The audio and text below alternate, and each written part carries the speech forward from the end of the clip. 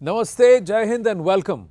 A short while ago, we had thinkers, members from the United States who were talking about the road ahead for the world in geopolitics. And this time around, we have a network of Patriots viewers, and they are largely from Europe. And of course, there is a representation from Asia and Bharat within this table.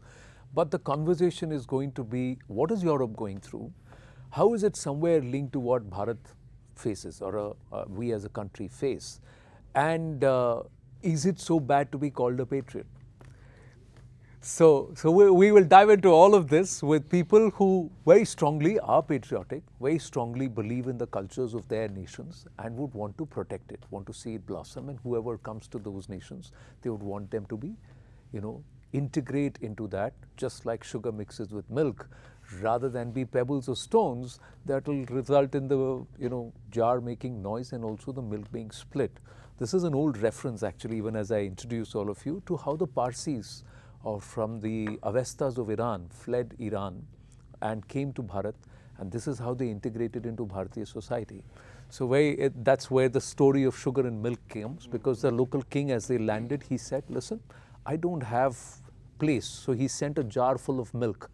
So they just put sugar into it and said, we will mix into it just like sugar mixes into this jar, and we'll integrate. And for 1,000 years, the flame of the Parsis, of the Zoroastrian flame, was actually protected within India, and it rests in India today. So the Zoroastrian flame, or the flame of the Avestas, is in Udwada in Gujarat. So that's how much we'd like to integrate and mingle, and that's how Bharat is, a small primer. But let's introduce all of us. To my right is Philip de Winter, an MP from Belgium. Philip, thank you very much. And then your counterpart, another MP on the far corner there, and that is Uncle Van der Misch. Have I got it right? Yes, it's exactly like that. Thank you, Senator and MP Belgium. And I've got Enzo Alias. He is President of the Patriots Network France, Enzo. And Kenneth Morris. He's the English Coordinator, Patriots Network, and political consultant. Thanks very much. And the Bharat part of it, represented by Charu Pragya, National Spokesperson of the BJP, but also Coordinator India for the Patriots Network. They call themselves the Patriots Network. So it's a Patriots conversation. So let's start with Philip, your thoughts. What's Europe going through right now? What's Belgium going through right now? Is there a churn, culturally, socially? Europe, of course, and we're facing the same problems as the rest of Europe. And one of the big problems in Europe at the moment is mass immigration. Immigration from third world countries, mostly from Africa, northern Africa. Certainly after all the geopolitical problems that occur in Africa, and certainly North Africa, Gaza, the Palestinian cause, the war Israel against Hamas and Hezbollah, the war in Syria, what happened in Libya, and so on and so on. A lot of so-called political refugees came to Europe. But not all of them are real political refugees. And some of them are very dangerous for Europe, are terrorists, and they try to infiltrate Europe. So we had our share of terrorist attacks also. We had our 26/11 also in Belgium. We had a terrorist attacks a few years ago on our airport. More than 120 people were killed. It was a terrorist attack who was planned and organized by ISIS. The same problems, we also see them in Paris. We had the same terrorist attack in Madrid, in London, all over Europe. So they tried to create chaos, they tried to destabilize our European society, but also try to take over our civilization. But it's not only a problem of, let's say, immigration, it's also a cultural problem. Because I'm into diversity, no problem. But when a minority becomes a majority, and that's what's happening with mass immigration from North African Islamic countries, then, the majority doesn't only take over your country, but also takes over your culture, your values. Values who are important to us. For example, equality between man and woman, democracy, freedom of speech.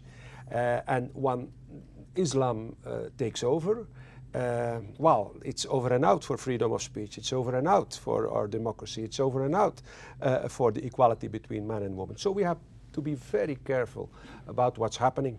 And I think I've been for more than a week in India now, that I have the impression that a lot of the problems we are facing, India is facing also. The security problem. It's a global problem of terrorism, the problem of immigration in certain provinces in India, and so on and so on. So we have a lot in common, and the struggle is the same. The struggle to maintain and keep our culture the way it is, the fight against global terrorism, and I had a lot of contacts in India, and I think our struggle is the same, and we face the same problems, but we also have to find together also solutions, and that's what we did, I hope, during the last week. But let me ask you, Uncle, do you agree with Philippe, or do you have a different perspective? I do agree with him. We are from the same political party in Europe, and the fact that I went into politics in Europe, in my country, is because we are facing problems, and the well-being of a society you can measure by the well-being of women and children, and that is not going well in my country, and that is why I introduced myself into politics. I used to be a former Miss Belgium, so I was famous already, and easy access to the people to explain the points of our party and how we want to change the world, and starting with our own society, our own country first. We are a nation with people which is dying actually, because we do not have enough children. Every woman should have like 2 children or 2 or 3 children. Some do not have the luck to have any children. That might also be possible, but you need to replace yourself by children, otherwise your people, they die. And that's a big problem, not only in my country but in the Western Europe. And the European Union, which is the leftist European Union, it's kind of dictatorship, because we don't have really the election of the commissioners, of people who have the power in the European Parliament, or the Commission. They try to solve the solution by immigrating people, by opening up our borders of Europe and letting people in. We have many people, immigrations from North Africa, from Africa itself, and now they opened up the borders also for people fleeing from Gaza. Like more than 50% of the people who fled Gaza because of the war, which I can understand, they are taken in by our country. They live in Brussels, but we don't know exactly who they are. We don't know what their intentions are. There's not a good control, and there's not any security on who is entering our civilization. So our party, what we want in Europe, is to close the borders, see who is already in, make sure that we are safe in Europe, and then help people, because we as Europeans and the European Union, we help a lot of people all over the world. We send money for them to have a good life, and we want people to, if there's a problem like in Gaza, if there is a war anywhere in the world, we want to help to have the people in well-being in the surrounding countries. So people from Gaza should have gone to for example, Egypt, or Qatar, or Iran, but they do not do that, and so that is a big problem. That anywhere in the world there's a problem, they migrate to Western Europe, and we have already a people with difficulties on the demographic field. So it's not a good solution. How has it changed for you as a woman?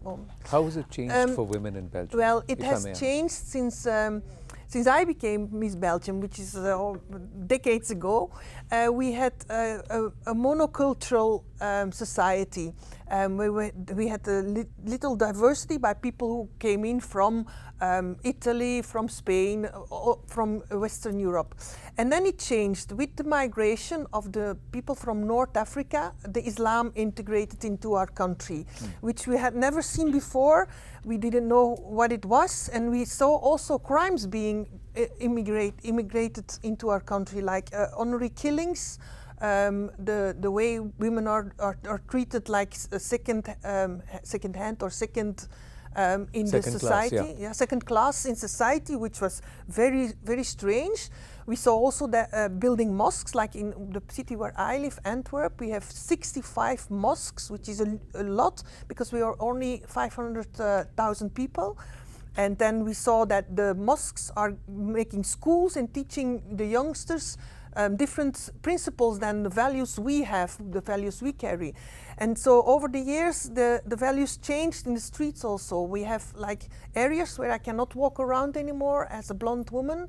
I have to take my hair like this because otherwise they will spit on me, they shout at me. Children who want to go to school don't want to take the bus anymore because it's always a quarrel on the bus with the Western children. So the Western children, they take the bike to school to be safe. The society is changing rapidly, and we go from a monoculture to diversity, but the diversity is getting gone also at this point. We get a new monoculture if we don't pay attention. It will be an Islamic culture which is installed. 50% of the school children in the primary school are Muslim. So this is the future of Europe, and I don't want this as the future for my children. I want my girl to be equally treated to her brother, and I want a future with freedoms. Not a future where the imam has to say what they have to think or what they have to do. I want a normal secular life, just like it used to be in the 80s, 90s in my country. So there's a lot of change at this moment. So is it a clash of faith? Is it because Christianity and Islam, two different ways of life, or is it a cultural part, Enzo? How do you see this evolving in France? France has also borne the brunt of it. So does it come from the fact that one faith does not agree with the other, or is it about a certain level of moderation in society where you tend to mix and you respect each other's boundaries and space and then you integrate with the culture? Where is the problem? Well, in France, we have 60% of the mosque who was fundraised by the Miligorus from Turkey, by Erdogan. And I think they have a mindset of conquest. They want to conquest Europe. And also Erdogan says that. He told our mosque are military based, and we will conquest Europe not by guns, but by demography. So it's a real plan. It's not coming from somewhere. And also the rest are from the Muslim Brotherhood. So they know exactly what they want. They know exactly what they want to do in the future. And we can see the young generation from Algeria, Morocco, Tunisia, they hate France. They are French people, but they hate France. For example, for the hymne national, our national song, they doesn't want to sing it. Because they have a shame to be French, but when they turn back in their own country, they are not Algerian at all, because they are middle of somewhere, but they don't have a real identity. They don't know where they are. They just identify like a Muslim, but not like a French citizens. And it's a real problem because for my part, I live in Marseille, in the south of France. Is 1 million citizen cities, and we have almost 40% of the population are Muslims. And is making real troubles because we have, for example, is normally like schools, but the pork is forbidden now because we have a majority of young children who are Muslims, and they are making troubles because they know they have enough population to say, no, we want that, we want that. And the majority of mayors now, they are listening this population because they are voting like a one guy. Yeah, one block. One block. Yeah. So then that vote becomes a big number, and then it becomes a pressure on the councillors and the parliamentarians. Exactly. And also the imam said you have to vote for these candidates when they go to the mosque. So it's a religion's vote. It's not like a real democracy. You say, oh, I want to vote for this candidate for his program. No, now it's not anymore like this, because they comes with the cultures, with the clothes, with the religions, so they want to live like in Africa or like in Turkey. They doesn't want to make an assimilation, integration to the European model because they just come for economic reasons.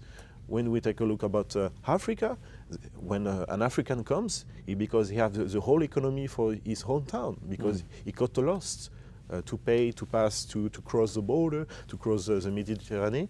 So they just come for that, to conquest. It's not integration at all. But before I bring in Kenneth and Charu, yeah, Philip, you want to say something? what Enzo is saying is very important. Every country, every nation, every civilization, Europe, has to have a roadmap, a blueprint. We have to have a common base of values we share and who are respected by everybody who comes to Europe. Same for India. If you come to this country, there are a lot of shared values you have to respect. And every minority is welcome, and we respect their traditions and their culture, as long as that culture and those traditions are compatible with ours, not the other way around. And that's the problem with Islam. Islam is not only a culture or a way of, it's not even more than a way of life, it's a political ideology. And with Islam and Christianity and European values and European civilization, I can compare it with a bottle. You take a bottle and you put some water in it and oil. You can shake it for hours, for days, for weeks, for years. It won't mix. Oil stays oil, water stays water. And that's the problem if you bring in Islam, and certainly radical Islam, then when they become a majority, they take over. It becomes a hostile takeover of your society. And that's what we are very afraid of. By means of demography, by means of immigration, of course, but also by means of violence, by violence. Destabilizing your society, creating chaos as a preparation to take over your society. You have to be very, very well aware of that. Also, Hassan II, the former king of Morocco, said a few years ago, Moroccan population, after one generation, two generations, the third generation, they will never assimilate, because the Moroccan identity is hub to the French. Islam identity is hub to the European or French identity. But all of you are policy makers. So when this was allowed, were they not guardrails? Did you not ask that, we let them in, but we're got to make sure that there are guardrails, that they have to follow the rules of the country, rules of the naive. We were not aware of what Islam really was. We thought, okay, the multicultural societies, okay, it's fine, it's top, it's okay. It's okay if you respect our values, our way of life, or fundamental principles, and so on and so on. So we were naive. Yes. Naive, that's what it was all about. And it also served a left-wing agenda. It was a left-wing agenda of globalism, of mondialization, and so on and so on. It served that agenda too. Let's be honest about that. And also they see how democracy, how freedom of speech, how laicity like a weakness. They use it. When they are in a minority, they say, oh, we are a victim because the laicity is against Islam. So we have to protect ourselves, we have to make our own community, we have to work wholly together because the French people are racist, are anti-Islam, etc. So they use that. And after, when they're growing up, they are pushing back, as we can see, for example, in US. In US, the LGBT community wants to protect the Muslim majority, and when they become the majority, 51% in the city council, they push back all LGBTs. And the LGBT communities are crying and say, I don't understand, we are helping them, and now they are pushing us back. So, yeah, they use the system to subvert the system. Exactly. Agree? Disagree, Uncle? Yes, but to say we are, like in where I live, is the second biggest harbor from Europe. We are used to having foreign people coming in since the Middle Ages, since the harbor was there. And we have lots of people who came, and they not completely assimilate, but they adapt to us. We have people from India coming over, we have people from China coming over, and it works very well. They integrate, they have their businesses, and we live happily together.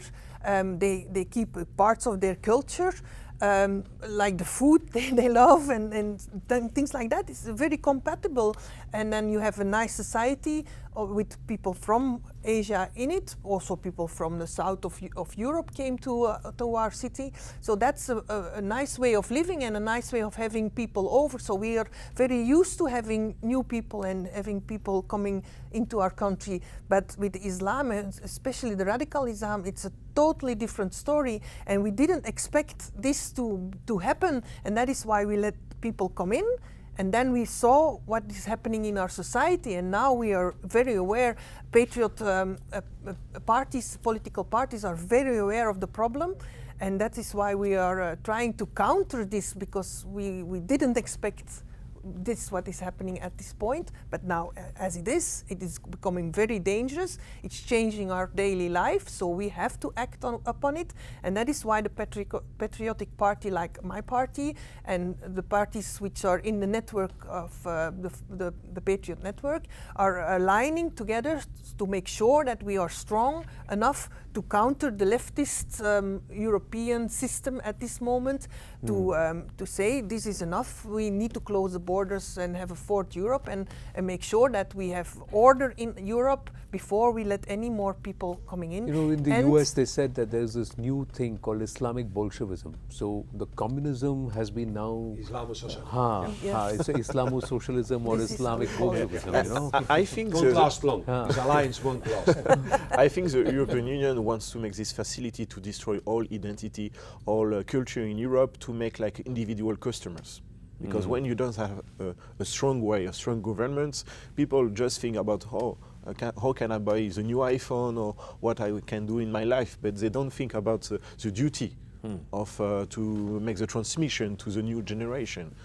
Yeah, so fundamental rights everybody thinks about, they don't look at their duty. The other thing is that you're weaned away from your own basic culture. A lot of things which we are facing here in Bharat, but I've kept Kenneth on the leash for a long time. He's been waiting, when is this guy going to let me speak? So go ahead. To explain. Oh, yeah, go ahead. I think obviously the Englishman has to come in with a little bit of a unique angle. We think ourselves a bit different in Britain. And the thing is, we are very, very different. At least I can speak for Britain. We see the situation as more of a suicide than a conquest. Okay. So I still think it's a path to suicide that can be avoided. There's still time. We're still optimistic. That's the premise to what I'm about to say.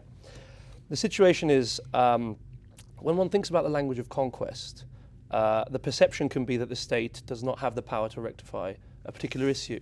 Absolutely not the case. The British state has excellent intelligence services, military, and whatever else. If there's some terror threat, of course, all countries in Europe have radical groups and so on, which are terror threats. It's really up to us to deal with things rather than to say we've lost, which we haven't lost. That's the first thing.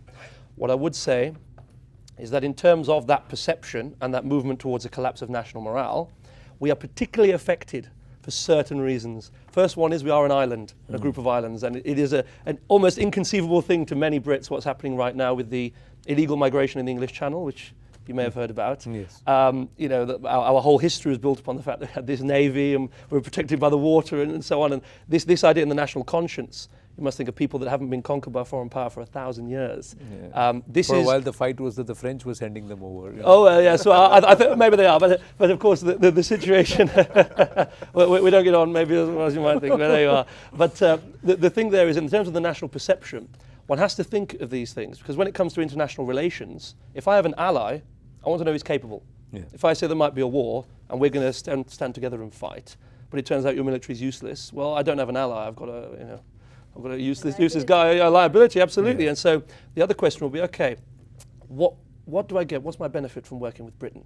What is their national morale? What is their society like? I mean, if they have a war, are people going to leave Britain, go to the theatre, which is going to be the other side of whichever continent you pick? You know, that's just the fact of it. Are people going to join a huge military conflict and go to the other side of the world while their country's currently being invaded at the same time? It's a very weird perception. You have to ask people on the street. You know, you say, look, you're a young man. If there was a war, would you go? And a lot of people now, the number one thing they would say in terms of lack of belief in the country would be this invasion sense. You know, because an invasion doesn't stop being an invasion just because you don't resist. You know, we had our famous Viking raid in Lindisfarne. They went for the monasteries. They didn't resist, but it doesn't mean it wasn't an invasion. And that way, and to say it's an invasion, though, in this case, is not to say that the individuals themselves are necessarily totally malicious or whatever. Of course, if you've got this land of milk and honey, and you say you get free this and free that and accommodation, it's only natural that a human being is going to seek to exploit that advantage. Yeah. So we have to blame ourselves first. The solution lies with ourselves in that way.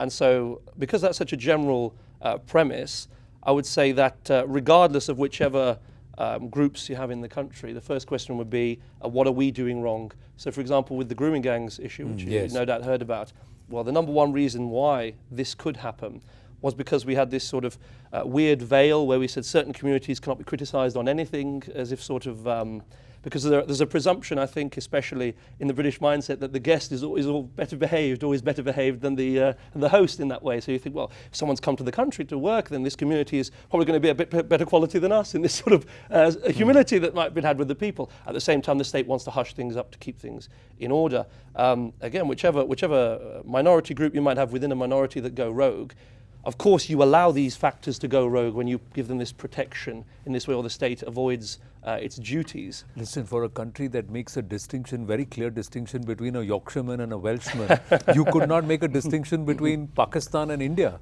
and you branded everybody as South Asia. Now, that's a problem. Thank you for bringing that up, because when we were in the middle of our conference, we actually had this conversation, and I said exactly this to Kenneth. How can your newspapers keep writing South Asia like we are just this general broad group of people with no distinction? Because quite honestly, Indians are contributors. Whichever part of the world we go to, we work really hard. We are the biggest contributors to your GDP. Honestly, biggest contributors to your doctors and nurses and skilled people who are making your country better, because the skill goes from ours. But at the same time, when it comes to crimes, when it comes to negative things, we're all branded together and called South Asians. Absolutely not. Please call them out by their nationalities, by their names. Please do that, because Indians are not going abroad and up to these activities which are making headlines all over the world. Here's the problem. What happens is you walk into an Indian restaurant in Europe, it's largely, the name is Indian. No, but how the many chef, of them are Indian? No, the chef, They the could chef be is a Bangladeshi and the owner may be a it could be a Pakistani. Bangladeshi, exactly. So they yes. all You want to call work under yourself the, Indian because we're the larger group of people which have earned respect. So you're calling your restaurant Indian because Indians have earned respect in that regard. So you would be a Pakistani restaurant or a Bangladeshi restaurant, and I'm not talking about those specific restaurant owners, but call yourselves by your names, and then the British need to do the same. You will not see a Sri Lankan, you will not see a Nepali or a somebody from Bhutan. If all of this is South Asia, you will not, especially Indians. 1 out of 100 or 1 out of 1,000 will be involved in some criminal case or the other. But largely, they are not people who will call social strife. So the issue with the grooming gangs, when the story came, Kenneth, was, and I think we did a show here also, I said, why have you written South Asia? Why haven't you identified that 70% of these people were from Pakistan? They had Pakistani origins, they had Afghan origins, but there were hardly anybody who's from India. So why bunch this whole of South Asia together? That's an issue. Yeah. Well, ultimately. Okay, you're talking about grooming gangs. I took away. No, please, it's got to be talked about. Yeah. The issue is that something which could have been a unifying issue for the citizens of the country is then used to divide the country. So of course, the more that you put mixed groups of people into one sort of block, and then you associate the crimes of a very small portion of that block with the block, you created a division between the population. People become suspicious of each other. They're unable to distinguish between the groups. It keeps them disunited. The more precise and specific you are, of course, everybody else can then get together and say, okay, this is this specific issue. So the media have had an issue against that, because electorally, the left has always, well, certainly in the last 20, 25 years, as Britain has got quite a lot wealthier, and the mode of work has changed from very, very hard work that it was 50, 60 years ago, and so on. People have become a touch more decadent, I would say, than they once were, and politics has changed. And in this way, the left has considered that they could not rely on the old economic arguments of, a rich versus poor or whatever else, because everyone's kind of well off, and so they need to have a block vote, which they can protect at all costs, which will guarantee them certain constituencies and so on. But ultimately, to sort of add to that precision, this also is very bad for communities from, for example, from of Pakistani origin, though, because one has to understand that even within the country of Pakistan, there are vast cultural differences, even between cities. So I always say, okay, people from Lahore are different from people from Mirpur, they've had a different experience of life, they've had different origins and so on. And in fact, if you really want to understand the situation, you have to have this local knowledge, which the British used to have a long time ago. Otherwise, they couldn't have done what they'd done. Or we couldn't have done what we'd done. In that way, but still here is the same issue, is that actually your best advocate for dealing with things like the grooming gang and so on is to be able to say, okay, in a particular community, you have a problem, call it out, but then say, okay, let's get the good guys in that community to work with us, and to refine down to exactly what is the problem within that community. But that was So in not this done, case- Kenneth. Of course, it was not done at It was all. not It was not done done. at all. And That's nearly the problem. 13 of the districts refused to Absolutely. even accept to do a Absolutely. dipstick, and the districts that Absolutely. did the study, and I've read that study, more than 1,000 schools, what was going on in these schools was quite alarming in the public school system, even in one particular district. The other issue is that there is a difference between an immigrant and an illegal immigrant. Absolutely. Now, in Britain right now, it seems to be that the wheat and the chaff, they're all going under the grind. There's no separation. I would disagree, to be honest with you. I would say that, okay, 50, 60 years ago, when people came from, the former empire and so on, say from, I don't want to say South Asia, from India, Pakistan and Bangladesh, for example, of course, the average British guy who perhaps had never seen a foreigner, for example, in the 50s, he might not be able to tell a Sikh, a Hindu, a Muslim. He really wouldn't get the understanding. And indeed, many of the first generation would then anyway dress like Englishmen at any case. And so there was not this exposure. But I would say, actually, if you look very closely, not to say that you haven't, at British politics now, there are stark distinctions that no, people do understand. Okay, if you're an Indian and this style, and even we have distinctions, Gujarati, Punjabi, and so on, and people do understand much, much, much more than they ever did. No, I'm talking from a policy perspective. No, of course. From a policy perspective, of course, it's different because, as I say, there are vested interests in trying to hold on to that sort of division between the people. This is where my Yes, concern yes. is. My concern is not on the streets. Philip, just coming to you. It's not about how the ordinary British person or the French person will know. They will know that this is a genuine immigrant, this is an illegal immigrant. But what happens is, from a policy, you say, I'm going after immigrants. And then on ground, what happens is anybody who's not you is called an outsider. So you see, the further divisions in society start coming through. Now, people who have come with valid work visas, people who are immigrants there, who have entered the country legally, why should they be under the pump because there is a problem of illegal immigrants, Philip? Yeah. Is that not fair? It's a problem of mass immigration. If it would be individual immigration, what happened in the past is there is no problem. But now, because of the mass immigration, illegal immigration, political refugees, legal immigration, who add value to our society and to our economy, it becomes one big problem, and people are not able to make a distinction between good and bad, again, between illegal and legal immigration. But I want to bring in another issue in our discussion. We are very well aware in Europe, certainly the politicians are very well aware, that there is a difference between the countries in Southeast Asia, and certainly between those countries who are democratic countries, who respect human rights, the values we share, equality of man and woman, freedom of speech, and so on, and those who don't respect democracy, human rights, and so on. And let's face it, India is the biggest democracy of Asia. Of the world. Of the world. Of the world, yeah, the biggest Yes. democracy of the world, of course. And you are facing the same problems as we do. And let's talk about Pakistan. Pakistan is not only a country that violates human rights and has no democracy, that the army is a state in the state, or let's say that the army is the state in Pakistan. And we must dare to say who the countries are that support terrorism, not only over here in India, but also in Europe.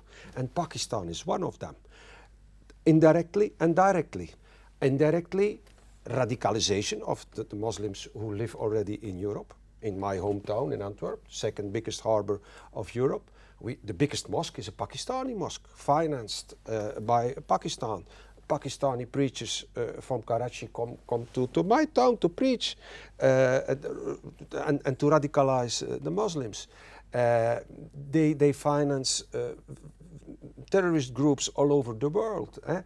Pakistan hosts, finances, and facilitates those the most dangerous terrorist jihadi groups in the world. The terrorist attacks that only happened a few weeks ago over here in Delhi. The 26/11 attacks in Mumbai. We had the honor to assist at the Remembrance Conference in Mumbai a few days ago. And it's not only good enough to make the analysis, to analyze the problem, but we also need to find solutions. And one of the things we are, let's face it, India is at war with Pakistan, but in fact Europe should be at war with Pakistan also. Not a military war when it comes to Europe, but for example an economical war or a diplomatic war with Pakistan. And that's what we are trying to do. We're trying to implement in the European Parliament now, and I brought the brochure with me, we try to implement a procedure that makes it possible to suspend the easy access Pakistan has to the European market. It's called GSP+. That's a sort of a trade agreement between Pakistan and the European Union. Low taxes, easy access, economical facilities, and so on and so on. We try to suspend that because we are very well aware that Pakistan is violating human rights, there is no democracy, and they are financing also those terrorist groups on our soil, on European soil. But the European Union's attitude towards Operation Sindoor was very different. The utterances that come from the European Union when it comes to geopolitical issues, despite this being a reality, is very different. Britain's narrative. What is Britain, what is the BBC, which is funded by the people, the international wing, what was it trying to say? So, you know, there is a concern, and if you agree that this is a problem, then how does that get fixed? Well, I think ultimately, first and foremost, I can probably plug in that things like the Patriots network are how you get away from that mainstream media narrative. And indeed, mainstream media is getting so discredited in the West, I can speak for Britain, you know, for starters, and that things like this, actual genuine interactions between, you know, people who actually see the reality on the ground, are the way forward. And in fact, I think that their reach will be far greater, and perhaps is greater now, than what the mainstream media may present. The other thing I think is to take a global view of how particular countries might be compromised. So, for example, in the issue in perhaps Pakistan, and you have sort of you know, Islamist terrorism and so on, and networks. Unfortunately, those networks go through a number of other countries that you know, may be unfavourable to you know, treat in a sort of unfavourable way, because we have significant trade ties and reliances upon them and so on and so forth. And you see ultimately it becomes a very hot potato to unpack. It's not just, okay, maybe the particular people might be trained in Pakistan, but how they get funded and these sort of things. This could cause a lot of problems. So, and you know, one of the parts, you know, one thing, Charu, Anko also raised this, and I want to, in her first opening remark, she said that. Can I just first talk about terrorism, and because we're talking about Pakistan. See, I think our country has gone through every dimension of terrorism, every dimension. So not just cross-border infiltration, which has caused terror. There's been online radicalization. There have been financial networks which have actually funded so-called political protests in India. There's been ideological indoctrination. Demographic pressures in India have increased in many ways. And over the last, leave this decade, let's go back one decade, we've lost thousands and thousands of civilian lives in various attacks across the country.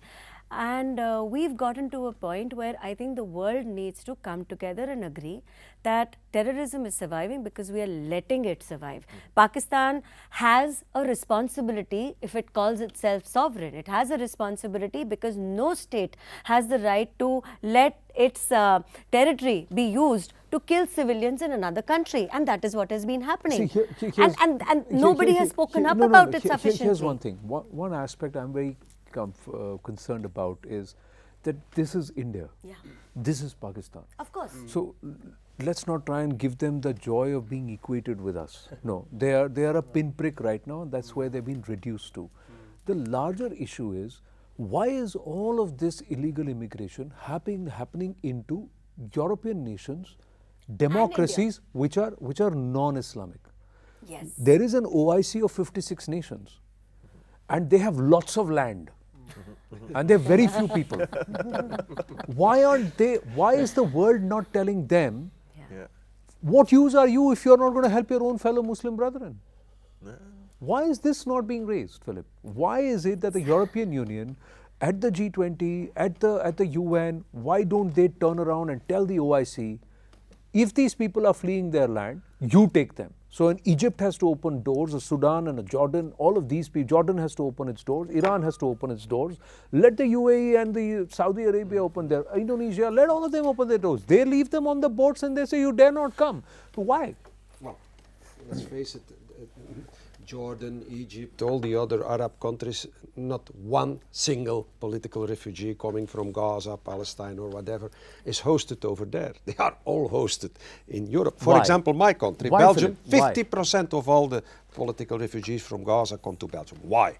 Because immigration is a political, ideological weapon of Islam. It's called hijrah in Arabic. Hijrah is the immigration of Muhammad from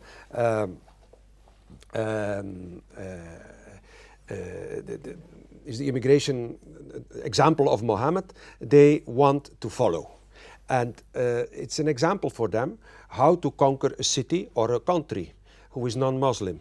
And that's what they are doing, coming to Europe and using immigration and demography as a weapon to conquer us and to have this, to organize this hostile takeover of Europe. That's what it's all about. It's a weapon. It's a weapon. No, so if it's a weapon, are the European politicians, whichever side of the political spectrum, are they so dumb that they don't realize? Are they so dumb that they have to? Oh, right, the Americans are sitting on the other side, other side of the Atlantic, so they're protected by the Pacific and the Atlantic on either side. I'm interrupting But- you. Yeah. It's not about them being dumb. I think they understand exactly what they are doing. And I'm going to use my country as an example. Nobody is dumb. Political parties and their leaders are not dumb. There are political parties which benefit greatly from this bloc voting.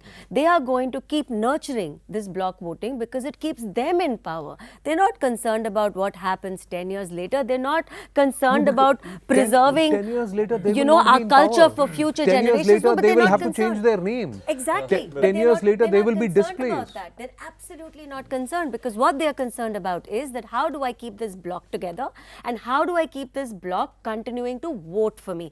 Now, West Bengal is a case and example where it benefits the political powers to keep them together. They are not dumb. They know what they're doing and yet they continue to do it at the risk of their future generations, at the risk of losing their cultural identity, at the risk of losing basic safety in their society. See, you know, it sometimes beats me. I'm just saying, I've got no disrespect to any politician, but you know, in our country, Jammu and Kashmir, 5 lakh plus Hindu families had to leave. Okay, and it didn't make a headline. In the state where we are having this discussion today, in Uttar Pradesh, in Sambhal, an entire district demographic population was changed over 20 years from 85% Hindus to 85% Muslim. They all had to leave. And then they said it's a socio-economic thing because there are no jobs, so they are being forced to flee. The entire religious aspect has been changed. And why? Very systematically. Because as per the Hindu faith, the next avatar of Vishnu is supposed to be born in that area. So they have cleansed that place of the Hindu faith. That's what they've done. Now, if you're looking at Bengal, the Chief Minister of Bengal is a patriot, I would like to believe so. And she is seeing the Prime Minister, the interim advisor of Bangladesh, present a book which says The Art of Triumph that has all of Bengal and all of the Northeast as part of a greater Bangladesh. He's presenting it to everybody. And she's taking it. And she has not said a single word against it. See, till that's the thing. They can do what they want. Why are you allowing it to happen to your country, to your people? No, but that So- that also comes to the policy of the country, right? If you want to crack down on illegal immigrants, you think that the state cannot do it? Exactly, It can. yeah. From It the can. center, it can. Absolutely. It's not been done. Yes, yes, We yes. have, Yeah. you know how many illegals we have in our country today? Illegals in our country. That number is more than 4.5 crore. That is more than 450 million illegals in our country. You see the problem that we have? It's a huge problem. But to turn back to And they're hiding in plain sight. To turn back to your Yeah. question, why Muslim people doesn't go to other Muslim country? Because they know European politicians are weak. And if you come in France and you don't have any authorization, you don't have any visa, you can stay. And if you have the obligation to turn back in your country, for example, in Algeria, the government of Algeria will refuse to take him back. Yeah. And he will have also the money from the state. He doesn't have to work. So he have facilities to have an accommodation, to have the meals, etc. And one promise of Macron 8 years ago, it was he said, with me, no one French homeless in the streets. And we have much more homeless people in the streets. But if you are Algerians, you come in France, you have much more than homeless citizens. So the problem is we need politicians who do also a policy of national priority. Yeah. To help first French citizens, Yeah. and after Yes. if we have extra money, Absolutely. but we don't have. We don't have. You have to be aware that in certain cities in Europe, most cities of Europe, you can't be elected anymore without the vote of the Muslims. I live in Brussels, Antwerp. I work in Brussels and I live in Antwerp. In those both cities, if you don't have the votes of the Muslims, you will not be elected as a mayor, you will not be elected as a member of parliament, or it will be very difficult. So what does the left-wing parties do? They please the Muslims. It's a policy of appeasement. And as Churchill said, you can appease for some time, but you can't appease all the time. You can feed the crocodile in the hope you will be eaten, not be eaten, but at the end you will be eaten anyhow. And that's what is happening in Europe at the moment. In our, Yes, there are many factors in action at the moment. We have weakening of our culture also because of the left wing who was in charge for a long time now in Europe, and they made a very special bond. You said the word Islamo-communism, Islamo-socialism. They make the mixture, and which makes them. They want to break down our family values, break down our families. The LGBTQ, they inspire people to do that. So families are not the unity of a man and a woman and children anymore, but we need that to be a strong civilization, to have a strong culture. But the capitalism came in also, and they want individuals, because if you have an individual, he needs living, or she needs living, she needs a TV, but the other individual, which is normally a family, they have one TV. If you have individuals, you can sell more. If you mix people, if you have all the people, all the immigrants and the local people mixing, you get one kind of person. You don't get blonde girls with blue eyes anymore. You get a mixture of everything, and that's easy. Then you can make one jeans and it fits for everybody. And that's a very, very weird way of thinking that has come into Europe, and that is why our culture is being our values are being divided, and our families are broken up, because the real values aren't given anymore to our children, and they don't see the families as a cornerstone of our society anymore. And that's why we have a weak society, and that's become because of the socialism that has been in place politically for a long time, which was necessary in the past to give people and laboring people more rights, but it went over to the wrong side, and then we got the immigrants in it, and we got the Islamo-socialism actually, which is a weak culture, and now we are not strong enough to defend ourselves. And that is why the Patriots also want to reintroduce and strengthen the values of a family as a cornerstone of society. And this is what we are doing with the network, and we're doing it globally to make connections globally, to have those values installed again, and where they are more stronger, to have this as an example. this is we're so all- similar we're to all what the politicians conversation at the end is. of the day, and that's the reason why I feel so strongly about this network, because I'm in politics for a reason, and the reason is that, as Ank absolutely correctly said, that we have a culture, we have a history, and we have a heritage, and we have a responsibility to pass this down to our children. Now, India, for various reasons, has lost out on so much of our architecture, so much of our literature. We have really lost so much because of continued invasions. But there has to be a point where we, as a civilization, wake up and say that we need to reclaim it. We need to remind our children, and for the longest time, politicians did not take this responsibility seriously. There was not enough that was being done. I'm not saying the government has to do everything. Absolutely not. And our leader, our Prime Minister uses a word, Jan Bhagidari, which means contributions of all citizens. So yes, cultural preservation is a matter of Jan Bhagidari. We all have to contribute. But we do need political will to make it happen. That political will I see now, and that political will is what keeps me inspired every single day and devoted every single day to along work with for the political cause that will, I'm there working has to for. be policy. I'll No, tell you. and policy is one there, of the Anand. things is, what's changed in the education system?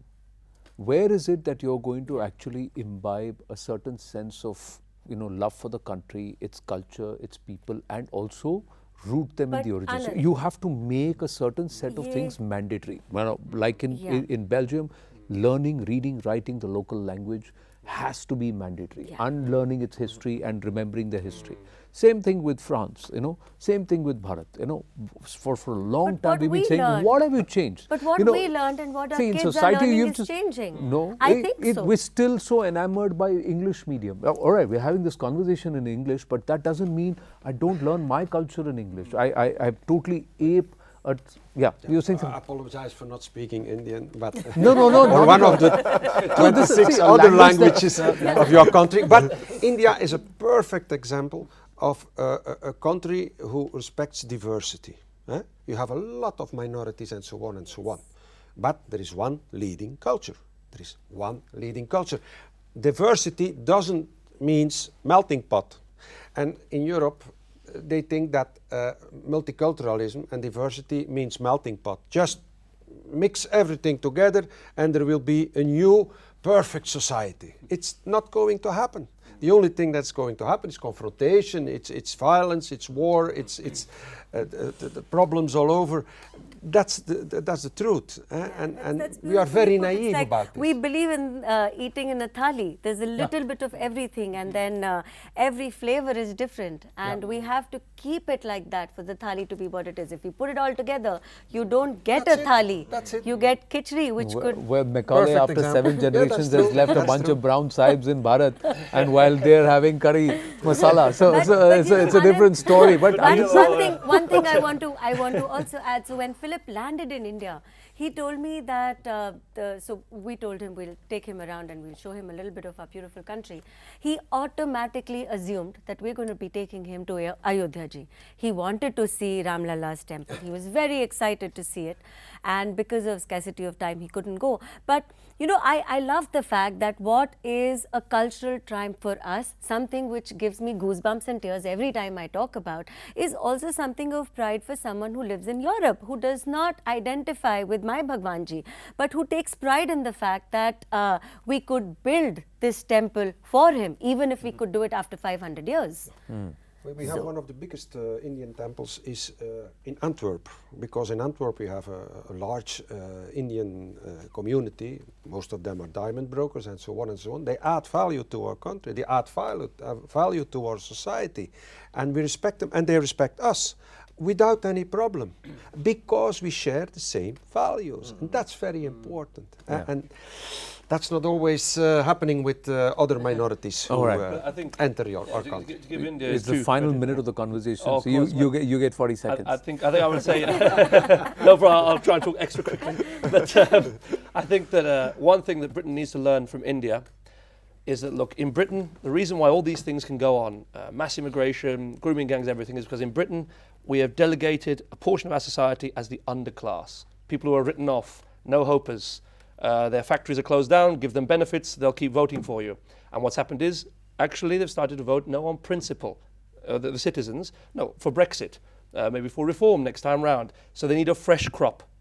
They actively hate this portion of their own society. On the contrary, India, over the past 70-odd years, has made huge strides to ensure that every Indian, regardless of his background, social strata, becomes a proud Indian. And takes pride in his position. He can achieve anything in the country. He's encouraged this. It's encouraged that positive view of being part of this country. In Britain, I don't know about other countries perhaps, but in Britain, we've done the opposite. We've actually put people in a position in various towns and cities across the country who say, you have no hope, you shouldn't expect hope, take this money, be quiet, do the vote. And we've turned on our own people instead of unifying them as India has. So I think Britain should learn that from India. And so that's the positive note I can finish Yeah, on. you hand us back the Kohinoor, we'll get you the blueprint. We'll talk about that. On that note, amazing conversation. Thank you very much for making the time. Thank you. And may this entire network of patriots prosper, and let's all work to strive to work, uphold But common values, shared Let me values just and end cultures. by saying Yes. this. We Final have all word. decided that we are not going to allow fear, extremism, cultural amnesia to define our world. That is our responsibility because we are in the political space. It is also our responsibility as citizens of this world. True. I think with the politics, policy also needs to get a push. So that's what I'm going to encourage all of you to do in your own respective spheres. Amazing conversation. Thank you. Thank you very, Thank very you. much. Thank you. Thank Thank you. you. Thank you.